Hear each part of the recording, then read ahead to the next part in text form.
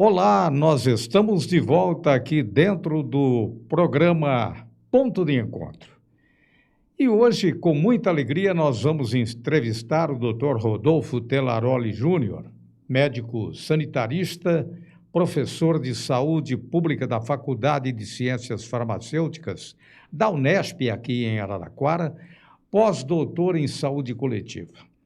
É evidente que o assunto não poderia ser outro.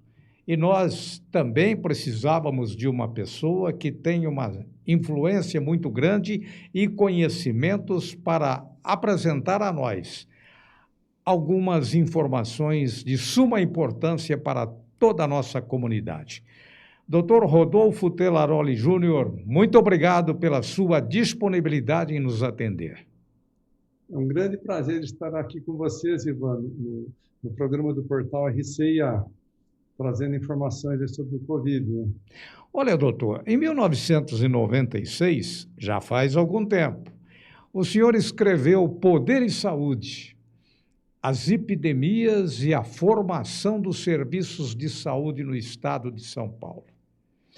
E nós, acompanhando este seu trabalho, nós verificamos que um dos textos apresentado pela editora Unesp, 25 anos atrás, diz que o senhor estuda a saúde pública na Primeira República, combinando elementos da história social do período com informações sobre o cotidiano das populações. Muito bem. As ações sanitárias aparecem como estreitamente vinculadas aos processos políticos que caracterizavam o Brasil da República Velha. A implantação dos serviços sanitários, então, é vista como dependente do padrão oligárquico e clientelista vigente tanto no estado de São Paulo quanto aqui em nosso município. Muito bem, o que se vê de diferente entre um período e o outro, se as dificuldades para atendimento à população parecem ser as mesmas num processo pandêmico. Não digo, doutor, a evolução dos estudos, que nós nem podemos pensar em fazer comparações, mesmo porque existe um avanço extraordinário com o auxílio da tecnologia dentro da medicina. Mas digo a parte governamental. Acredita, então, que a estrutura criada para atendimento à população de Araraquara hoje se assemelha a problemas verificados ainda no passado? Olha, Ivan, é uma situação muito interessante essa, porque são duas doenças causadas por vírus. Então, a febre amarela, em 4 anos, de 1895 a 98, foi uma epidemia terrível. Araraquara tinha somente 4.000 habitantes na época e morreram 2.000. Seria como a gente perder 110.000 pessoas hoje aqui na cidade. Metade da cidade morreu. Então, morreu o prefeito, morreu o delegado de polícia, o padre. Tanto é que a administração de Araraquara foi transferida para Américo Brasiliense, que era então um distrito aqui de Araraquara, porque não haviam condições de se habitar na cidade num momento em que ainda não tinha sido descoberto que a febre amarela era causada por um vírus e transmitida pelo mosquito, a Aedes aegypti, que é o mesmo que transmite a dengue. Então era aquele clima de pânico e terror, e que nesse sentido até se assemelha ao que a gente vive hoje, aonde muitas pessoas que se resguardam e cumprem o isolamento social com excelência para evitar se contaminar pelo Covid, de repente a pessoa está lá com a doença, em quadros variados, leves, graves, e vem a óbito. Então, aquela sensação de pânico. A abordagem que o poder público dava para as questões de saúde pública no finalzinho do século XIX, em toda a República Velha, era bem diferente. Quando se cuidava da saúde, na verdade, o objetivo não era cuidar do indivíduo que está doente, garantir a vida, como é hoje, já que assuntos de saúde, doenças, eram assuntos considerados da esfera privada de cada um, não era dever do Estado cuidar da saúde dos seus cidadãos. Isso no Brasil é um conceito recente que veio com a Constituição de 1988, o final da ditadura militar. Então, essa Constituição que criou o SUS, que tem a Constituição tem uma série de problemas, o SUS idem, né? Mas a saúde é claro para todos os brasileiros, o direito à vida, o direito à assistência à saúde é um direito de todos e que deve ser garantido pelo poder público. No caso específico da febre amarela, lá atrás, o combate às epidemias ele era realizado pelas autoridades estaduais. Então, vinham comissões sanitárias de São Paulo e que faziam uma verdadeira intervenção na cidade. E era um modelo chamado de polícia médica. Então, as pessoas elas eram internadas, isoladas compulsoriamente para cumprir quarentena no chamado lazareto, que era um hospital de isolamento, onde não era oferecido nada de assistência à saúde, porque não se dispunha de técnicas para isso, mas era para isolar o doente, para ele não transmitir doença para outras pessoas, que se acreditava que a febre amarela transmitia como o Covid é transmitida, de pessoa para pessoa.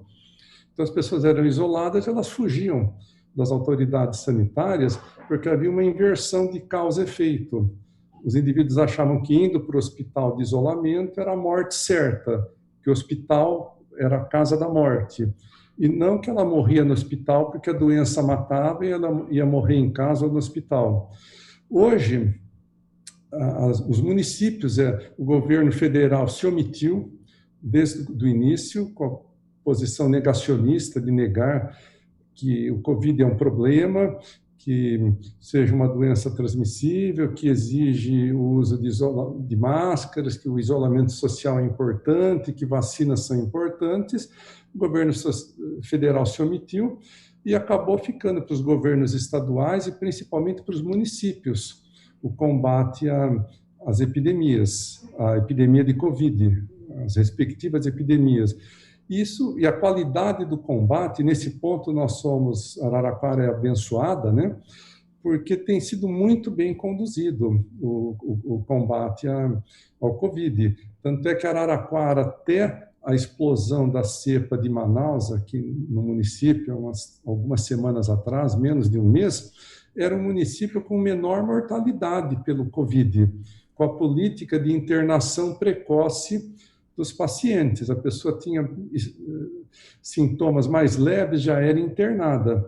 Então, a prefeitura, de fato, tem investido esforços e de maneira inteligente e competente para combater o Covid, mas não quer dizer que seja assim em todos os municípios do estado de São Paulo, que é o mais rico da federação, e no restante do país. Então, o Covid ele tem uma gestão, o combate ao Covid, que é municipalizada por uma peculiaridade do momento que a gente vive, do governo federal que a gente tem. Foi uma escolha política, né?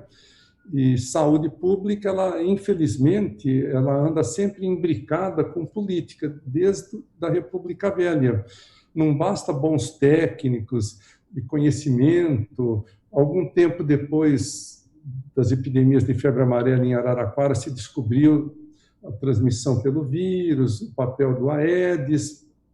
Porém, nós tivemos, algum tempo depois, já com outra doença viral, a revolta da vacina, no Rio de Janeiro, uma rebelião da população que não queria ser vacinada, que lembra essa rebelião que nós estamos tendo de pessoas que se recusam ao isolamento social e festas clandestinas. E hoje nós temos uma overdose de informação através de veículos bons como esse que você conduz, os grandes jornais, e informação é que não falta hoje. Há 100 anos atrás, não, né? Mas esse espírito de rebelião já havia. Você vê que interessante? Muito interessante, né? Muito pertinente, inclusive, essa colocação e o trabalho que o senhor realizou 25 anos atrás. Mas, doutor, o senhor acredita que a passagem dessa van de Manaus por Araraquara, trazendo pessoas contaminadas e que foram assistidas aqui pelas nossas unidades de saúde, isso teria aberto a porteira para que tenhamos agora novas cepas? Olha, Ivan, isso nós nunca vamos saber com certeza. Haveriam maneiras de se fazer essa investigação, mas isso é difícil, é caro e demorado. Cada vírus, cada vírus indivíduo, né? Cada vírus que afeta uma pessoa, ele tem pequenas diferencinhas na sua carga genética. Então, dá para saber, por exemplo, se eu peguei o Covid, ou se eu peguei uma AIDS, uma febre amarela, do fulano ou do ciclano. Isso em centros de pesquisa é possível fazer. Já se fez, por exemplo, com a AIDS nos Estados Unidos, Europa, para se comprovar judicialmente que um cônjuge passou intencionalmente a AIDS para o outro cônjuge. Dá para você ter uma espécie de impressão digital individualizando aquele vírus. Teria como saber, mas essas pessoas já foram embora e na verdade, não é possível localizá-las e nós nunca vamos ter essa certeza. É uma possibilidade. Porém, se a gente lembrar que Araraquara é um polo regional de receber mercadorias que vêm de outras regiões, nós estamos aqui na beira da Washington Luiz, entroncamento rodoviário com Ribeirão Preto, ferrovias que passam aqui na cidade. Então, a gente tem troca de mercadorias com Manaus. Então, via transporte rodoviário, ferroviário, o vírus pode ter chegado aqui e ter sido uma grande coincidência. O certo é que não só Araraquara, mas outros municípios da região, e eu acredito, sem fundamento científico, é uma crença pessoal, que isso mais algumas semanas vai se demonstrar verdadeiro ou não, que hoje já predomina no estado de São Paulo, nessa segunda onda, ou a continuidade da primeira onda, vamos chamar como a gente bem entender, não faz muita diferença, né? Já existe o predomínio da cepa da variante de Manaus, em todo o estado de São Paulo. Então, se entrou por Araraquara via van ou via transporte rodoferroviário, nós nunca vamos saber. Mas o certo é que essa cepa é danada, ela tem um poder de transmissão, uma rapidez, que é uma coisa surpreendente, e acomete indivíduos que estavam fora dos chamados grupos de risco. São pessoas mais jovens e sem comorbidades, que estão indo a óbito. Então, mudou totalmente o panorama da doença. Mas, do ponto de vista humanitário, não havia opção quando essa van de Manaus chegou, com pessoas, se fossem pessoas de Manaus, São Paulo, capital, outras cidades que chegam e batem na porta ali de uma UPA, em qualquer município, pelas leis, pela ética e pela moral, essas pessoas têm que ser atendidas e cuidadas, né? Então, mas não vamos saber nunca, com certeza absoluta, Ivan. Porque nós, no passado, não tínhamos, assim, uma cultura destinada ao atendimento médico hospitalar. Cada um tinha que cuidar da sua própria saúde. Isso lá no passado, na virada do século. Hoje nós estamos fazendo, com toda essa estrutura, o papel de casa, doutor? Olha, nós estamos. Eu, na verdade, a gente não tem visto no estado de São Paulo situações dramáticas. Vamos pensar lembrar de Manaus, que deu muita mídia, muita TV, mas eu sou rato de internet, eu estou todo dia olhando aí os sites, os portais de informações, o UOL, o Estadão, a Globo, a Cidade On. Então, estou sempre buscando informações. Em Santa Catarina, nós tivemos casos de pessoas que vieram a óbito em fila de espera para entrar em UTI.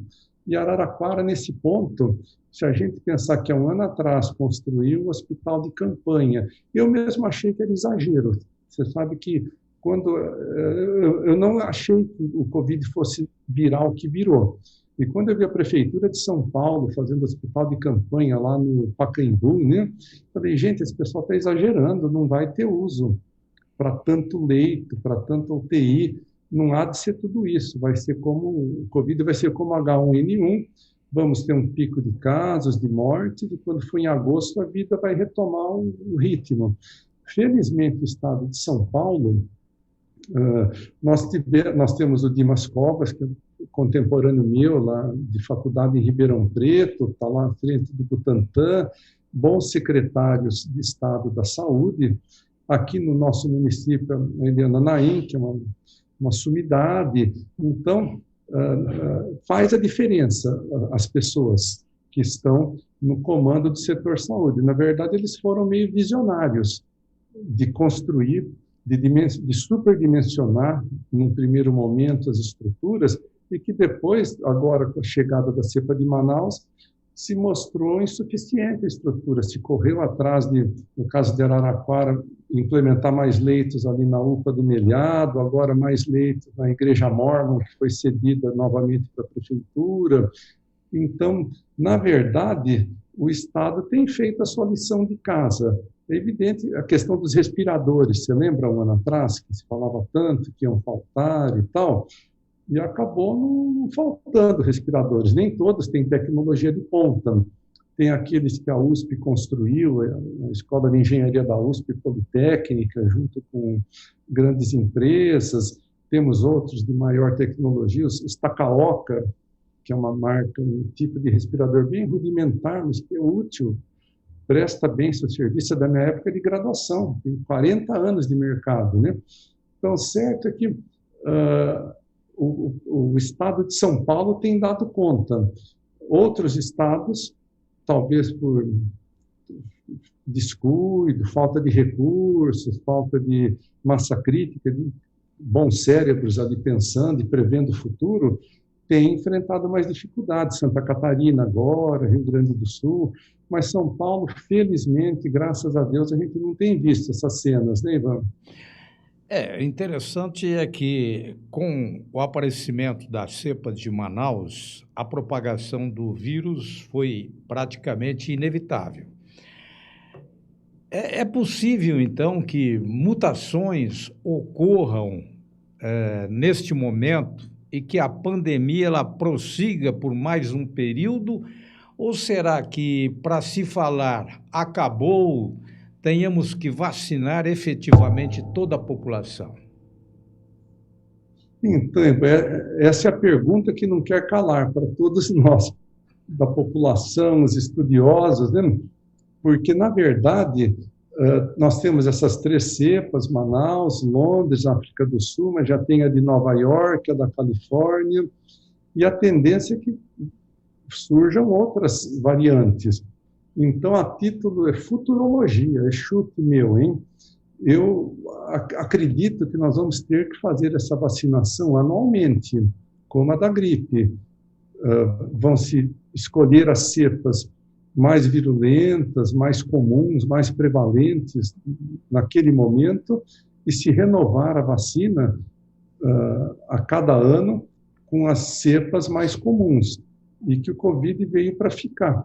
Eu acho que, e mesmo com a vacinação, aquela vida que a gente tinha sem máscaras, sem distanciamento social, isso acabou. Eu acho muito triste, acho que acabou, viu? Nós não vamos, nós somos da mesma geração, né? Eu estou completando 60, eu acho que a vida que nós tivemos até 2019, nós não vamos mais ter, Ivan, não sei, é a opinião. Não, tudo bem, eu acredito que realmente seja por aí, né? Mas, voltando ainda ao passado, que a gente acaba fazendo comparações, né? E o senhor, como médico sanitarista, e resguardadas as proporções, eu pergunto neste momento, o que seria pior?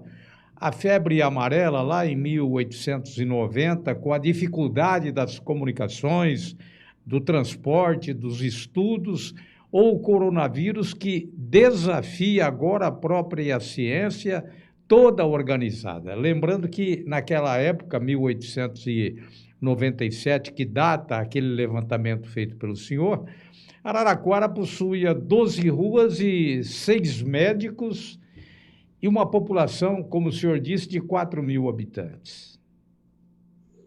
Então, na verdade, a dor presente é sempre a mais dolorida. você tem razão, assim, o caos vivido naquela época deve ter sido mais aterrorizador para a população, porque foi todo o interior paulista. O que se dizia é que a febre amarela não subia a Serra do Mar. Então, Santos, onde chegavam os imigrantes europeus, principalmente italianos naquele período, era um grande foco de febre amarela. Aí eles subiam de trem pela estrada de ferro Santos-Jundiaí até São Paulo, capital. E São Paulo, pelo clima mais ameno, não tinha condições para a proliferação do Aedes. Então, São Paulo nunca sofreu com a febre amarela. À medida que os imigrantes vinham para o interior, então, a partir de Campinas até Araraquara, civilização e até Jaú.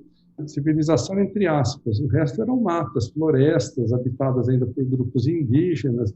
Então, todo esse oeste, São José, Catanduva, São José do Rio Preto, de lá até a divisa com o Mato Grosso, eram vilarejos isolados, populações indígenas, que eram grandes vítimas, mas não davam mídia, porque não tinham voz, né?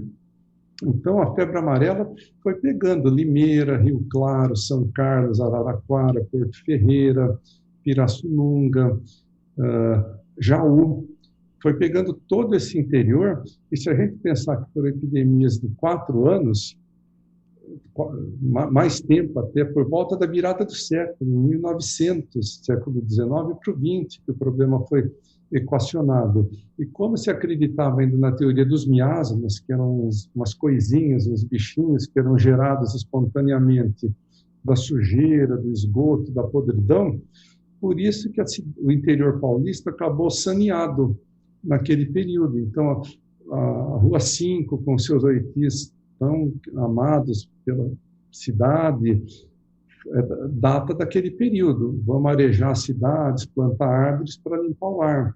Vamos implantar rede de distribuição de água encanada, de coleta de esgoto, coleta de lixo.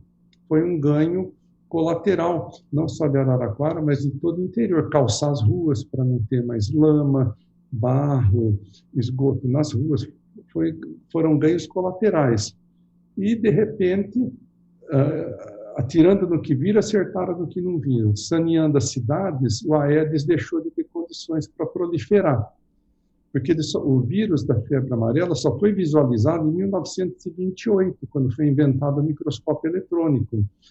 Então, na verdade, eles foram limpando, saneando as cidades e acabou a febre amarela. Só que o nível de sofrimento e de angústia certamente foi igual ou maior do que o nosso. Só que o que eles não sabiam de favorável que a febre amarela tem é que o vírus da febre amarela ele é mais complexo, ele não sofre mutação. Ele é idêntico sempre, desde que ele surgiu há milhões de anos no continente africano, até se espalhar pelo planeta. E já por características da biologia, esses vírus da família COVID, que são RNA vírus, eles são muito propícios a sofrer mutação, como o vírus da gripe. Isso eles não sabiam na época. Foram 4 anos ou 6 anos, conforme o município, de muita angústia, mas o problema acabou. Em 1942, a febre amarela urbana foi erradicada do Brasil. E hoje nós temos casos pingadinhos em zona rural, ou um ou outro surto, como a gente teve há 2, 3 anos atrás, aqui no estado de São Paulo, 700 casos, mais ou menos. Isso é muito raro, né? Mas a febre amarela não é nem nunca mais vai ser um problema.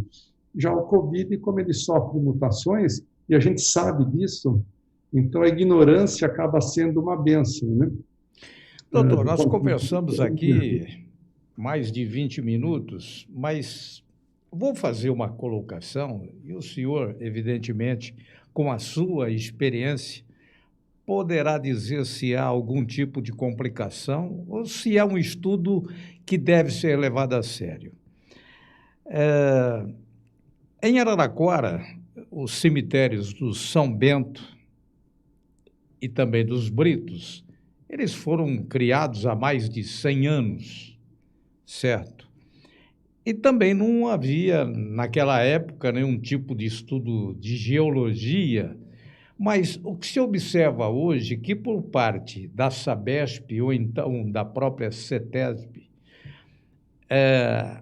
há estudos em que cemitérios eles devem ser construídos um pouco distante do centro da cidade. Isso vem sendo implantado há alguns anos, mais ou menos.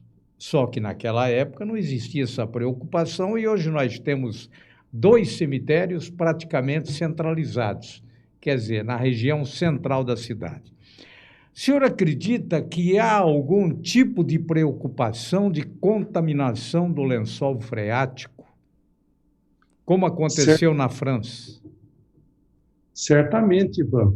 Isso foi alvo de comentários. Nós temos na USP de São Carlos um grupo muito bom na engenharia que estuda essa parte de geologia, de meio ambiente.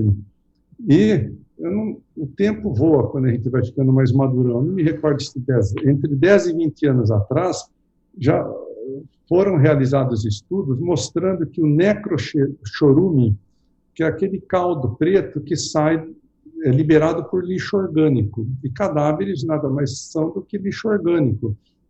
Antes de se colocar lixo em saco de lixo, que a gente usava as latas de lixo, elas ficavam com aquele caldo preto. Aquilo é o chorume. E os cadáveres liberam necrochorume. Você imagina quantas dezenas, mais de 100 mil pessoas já foram enterradas ali no cemitério São Bento. No dos Britos, menos pessoas. Mas eu me recordo que no cemitério São Bento foram feitos estudos demonstrando que é tal volume de necrochorume já liberado que já atingiu, sim, o lençol freático guarani. Essa é uma preocupação. Na verdade, do ponto de vista técnico, teria que ser encerrada a atividade de sepultamentos ali nesse cemitério, pelo menos do São Bento, que é o que está em uso há mais tempo. E não é tanta questão da localização no centro da cidade, que são terrenos nobres, valiosíssimos, que poderiam ter usos mais nobres. A gente já teve um cemitério antes, onde ali, aquela praça na frente do museu, Isso. entre as 6 e 7. Então, é a questão do terreno ser valioso, mas é fazer estudos geológicos de maneira a não se implantar cemitérios aonde não hajam barreiras do tipo basálticas, de pedra, para impedir que o necrochorume atinja o lençol freático da água que a gente consome.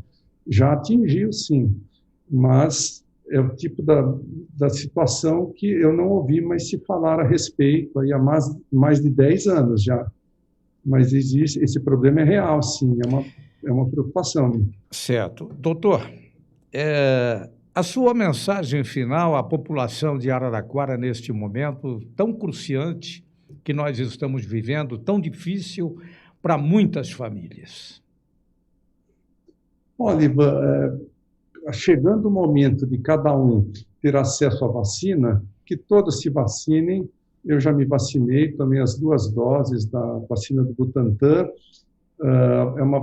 Todas as 2 vacinas disponíveis no país são seguras, que todos se vacinem, mas não esqueçam que a vacina é só um ganho a mais, que precisa continuar com os cuidados de distanciamento social, uso de máscaras e muita higiene pessoal, sempre lavando as mãos, porque o futuro a Deus pertence e o que nós temos são apenas conjecturas se de fato nós vamos ter um novo normal daqui para sempre ou não. Então, não baixem a guarda, todos se cuidando. Muito bem. Doutor, forte abraço. Nosso ponto de encontro agradece de coração a sua participação com informações importantíssimas, esclarecedoras para toda a população de Araraquara. Muito obrigado, doutor. Obrigado pelo convite. Até a próxima, Ivan. Se Deus quiser, eu gostaria imensamente que o doutor Rodolfo Telaroli Júnior ele participasse com mais frequência deste nosso programa, da programação da TV RCA, do nosso portal RCA, mesmo porque, além da sua experiência, sua capacidade profissional, é uma pessoa que tem uma ligação muito grande com o município de Araraquara. Isso nos favorece e nos possibilita sempre trabalharmos como se fosse uma verdadeira utilidade pública, doutor. Fica o convite. Obrigado, Ivan. Estamos aí. Até a próxima. Conversamos então com o Dr. Rodolfo Telaroli Júnior, médico sanitarista, professor de saúde pública da Faculdade de Ciências Farmacêuticas da Unesp aqui em Araraquara. Ele que também é pós-doutor em saúde coletiva. Muito obrigado, meus amigos, minhas amigas. Até a próxima.